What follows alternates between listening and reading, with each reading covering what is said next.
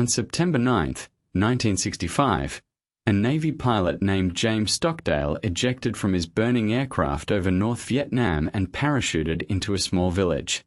In the seconds before he hit the ground, he later wrote, he said to himself, 5 years down there, at least. I'm leaving the world of technology and entering the world of Epictetus. He was right about the 5 years. He was actually wrong in one direction. It would be more than 7. What makes this moment worth an entire episode isn't the bravery of it, though there was plenty of that. It's the specificity of the thought. Not a vague prayer, not blind panic, but a precise philosophical reference, deployed in real time, in the worst possible circumstances, by a man who had spent years preparing his mind for exactly this kind of catastrophe before it ever happened. Stockdale's introduction to Stoicism wasn't accidental, and it wasn't during his imprisonment. Years earlier, as a graduate student at Stanford, he had taken a course in philosophy almost by chance, and encountered the work of Epictetus, the Stoic philosopher who had himself been born into slavery. Something about Epictetus's writing struck him as unusually, almost uncomfortably practical. This wasn't abstract philosophy concerned with the nature of the universe. It was a direct, often blunt set of instructions for maintaining your freedom of mind under conditions where every external freedom has been stripped away, which was, of course, exactly Epictetus's own historical situation. Stockdale later said he had no idea, at the time he was studying this material, that he would eventually need it in the most literal sense possible. He carried what he'd learned with him into his military career, and when his plane went down over enemy territory, he didn't reach for it as a coping mechanism invented under pressure. He reached for it because it was already there, already integrated, the way a trained reflex is already there before you consciously decide to use it. It's worth being precise about what the next 7.5 years involved, because the philosophical lesson only carries its full weight against the actual conditions. Stockdale was held at the prison North Vietnamese guards sarcastically called the Hanoi Hilton. He was tortured repeatedly. He was kept in solitary confinement for roughly 4 of those years. At one point, learning that his captors intended to parade him publicly to extract a propaganda statement, he deliberately injured himself, first cutting his own scalp with a razor, and later beating his own face with a stool, specifically so he would be unusable for that purpose, accepting severe additional punishment as the direct and predictable result.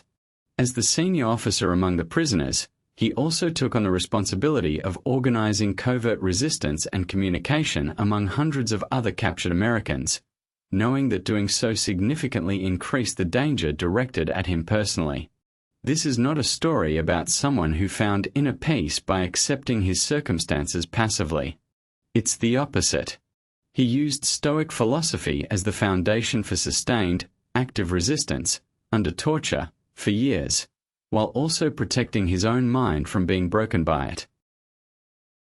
Years after his release, Stockdale gave an interview that produced one of the most useful frameworks to come out of this entire story, later named, by a business writer who interviewed him, the Stockdale Paradox.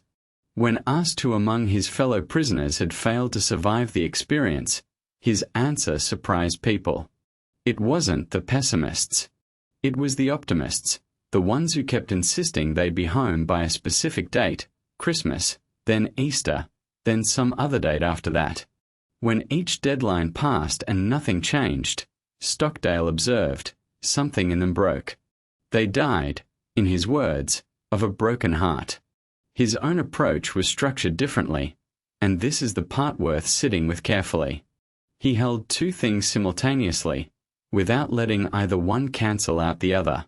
An unwavering conviction that he would ultimately prevail, combined with a clear-eyed acceptance of the brutal facts of his current reality, however severe they were. Not blind optimism, which collapses the moment reality fails to cooperate with a specific timeline. And not despair, which simply gives up on the future entirely. Something more disciplined than either, a refusal to let hope require a particular schedule, paired with a refusal to let present difficulty cancel out long-term conviction. This is the dichotomy of control, applied under the most extreme pressure imaginable. He could not control when, or whether, he would be released. He could control how he met each individual day until that happened. It would be a mistake to treat this story as relevant only to extreme, life or death circumstances. The mechanism Stockdale described, the specific failure mode of the optimists who set a deadline and then broke when it passed, shows up constantly in far more ordinary versions.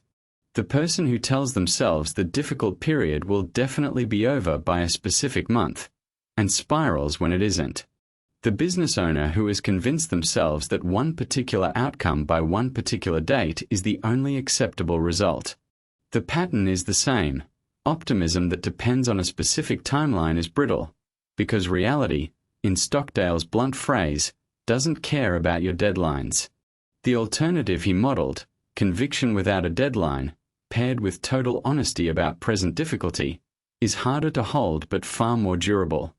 It doesn't break when a specific date passes, because it was never depending on that date in the first place. Here's something to try this week, drawn directly from Stockdale's framework. Identify one area of your life where you're currently waiting for a specific outcome by a specific timeline, a promotion by a certain date, a relationship resolving by a certain point, a difficult situation ending by some particular moment you've fixed in your mind.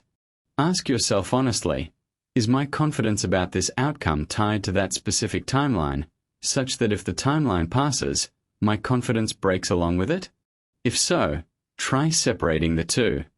Hold on to the underlying conviction that things can and likely will improve, while deliberately releasing your attachment to exactly when. At the same time, look honestly at the current brutal facts of the situation, without flinching from them and without letting them collapse into hopelessness. Stockdale held both of these simultaneously for over 7 years in conditions almost none of us will ever have to face. The same discipline, applied to far smaller difficulties, is available to anyone willing to practice it. He passed away in 2005, having spent his life after release writing and speaking about the philosophy that got him through it, always returning to the same source. Next week, we'll look at another figure who turned philosophy into something load-bearing, tested under conditions that left no room for it to be merely theoretical. Thanks for watching, and I'll see you in the next one.